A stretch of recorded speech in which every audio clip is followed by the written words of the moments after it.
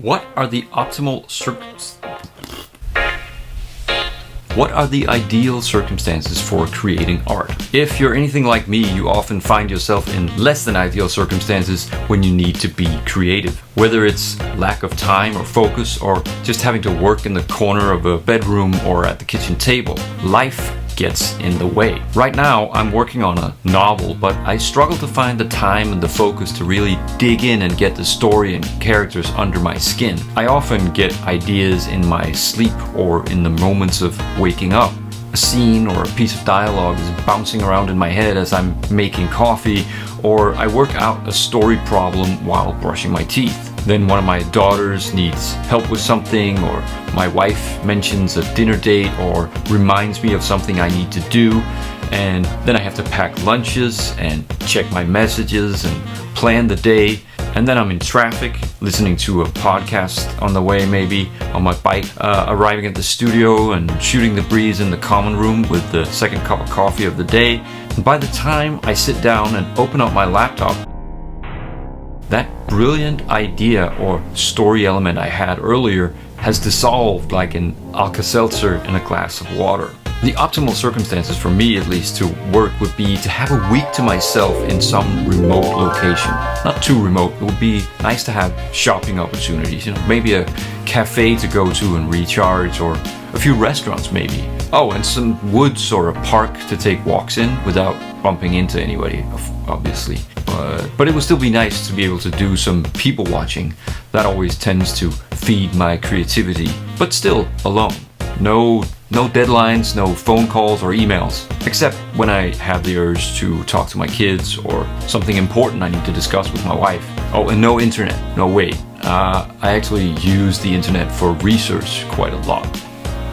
Yeah, it's very rare that I can carve out the perfect writing week like that. Instead, I find myself working in increments, tiny time slots during a day full of distractions, chipping away at this enormous block of work, feeling like I'm not even making the slightest dent.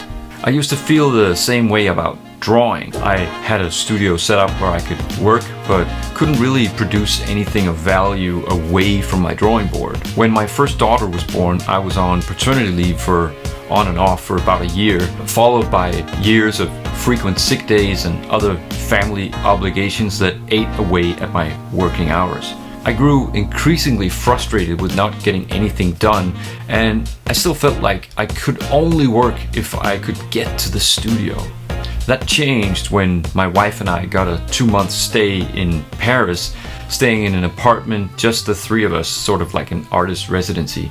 I couldn't not work for 2 months straight, but brought the script for my book Stiletto with me, along with a binder of 120 blank pages, the length of the book.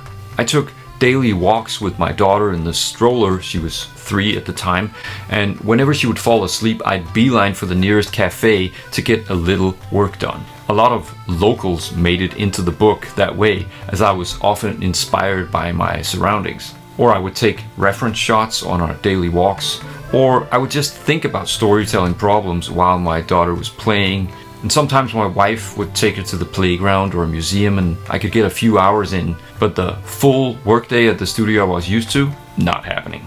The weird thing is, I don't think I was less productive in those 2 months. In fact, I was almost more productive. In the last couple of years, I've worked in waiting rooms, hotel rooms, libraries, cafes, in trains, planes, and automobiles. Okay, maybe not in automobiles, but the rest is true. I even wrote parts of my book solo in a darkened nursery while I was waiting for my youngest to fall asleep. Now, if I can write a book with one hand on my phone while holding a toddler's tiny hand in the other, what's your excuse? It's a lot easier to write in your head than to draw, which is probably also why I'm moving more and more towards that these days. Even in less than perfect circumstances, I still manage to move the needle forward, even the slightest bit on a daily basis. Or not, and that's okay. You can certainly try to create the perfect work environment, minimize interaction with your family and other social obligations, and see how far that gets you. Or you can learn to live with the state of things and learn how to create under circumstances that are perhaps less than ideal. If you can embrace the life you have and let it feed your creativity rather than see it as a hindrance, you'll be a much happier person, a better friend, spouse, or parent. I know which solution I'm going to pick. Thanks for watching and have a less than ideal workday.